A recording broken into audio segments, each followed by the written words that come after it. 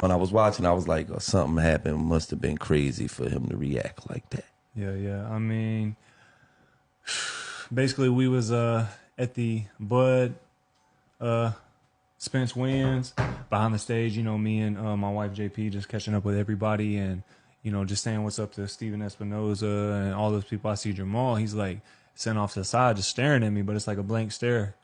I'm like, you know, what does this dude want? He walks up, he's like, man, why don't you f with me? Why don't you f with me? I'm like, what? What do you mean? He's like, yeah, man, why don't you f with me? I f with you. I look up to you, man. I look up to you.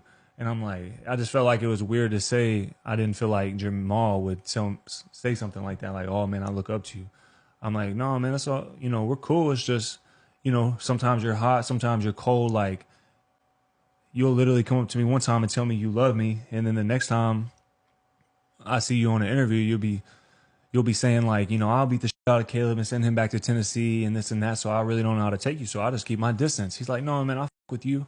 I'll fuck with you and Jordy. I'm like, Jordy? Her name's Jordan. My wife's name is Jordan, not Jordy. He's like, see, now you're being cold. I'm like, no, bro, don't call my wife something like that. She don't need a pet name. I'm like, no, bro. And he starts looking up. He's thinking, he's like, you know what? You're right, bro. I wouldn't want somebody calling my wife something like that. And he's like, do you want to fight? I'm like, yeah, I want to fight. Of course I want to fight. He's like, because I don't even want to fight. I'm like, look, I know you got shit going on. You know, I know you get that cleaned up and, you know, we can make something happen.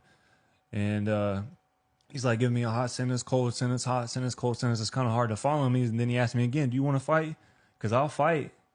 And I'm like, yeah, of course I want to fight. He's like, it won't even be a good fight. I'm like, why not? He said, because I'll beat the shit out of you.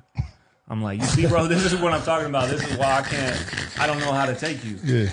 And he starts getting frustrated. He reached up and pulls the hair on my chin.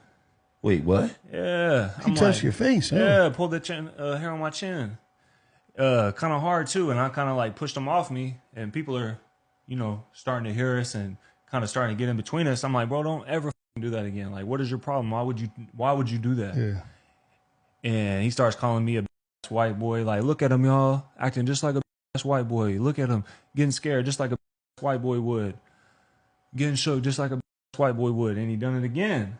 And then he pulled the hair on my chin again, but even a little harder. You're like, what the? So I'm like, what the f are you doing? And I got my wife standing behind me. Yeah, your wife. Oh, he ready to die. He ready to die. Your wife was there. Oh, and, you know, standing in a room full of all my boxing peers. And it's like, you know, you really put my back against the wall when you do something like that. So, you know, I had to handle my business and do what I did. And y'all seen the video. But honestly, that was the second time I smacked him. The time I smacked him, it was right before the person started recording. I guess they seen me smack him once, and they pulled out their phone and started recording, and that's just when I caught him the second time. But I don't know what his problem was, or you know why he was doing that. And I just told you, you know, to quit with me, and I guess he didn't think I was being serious. So.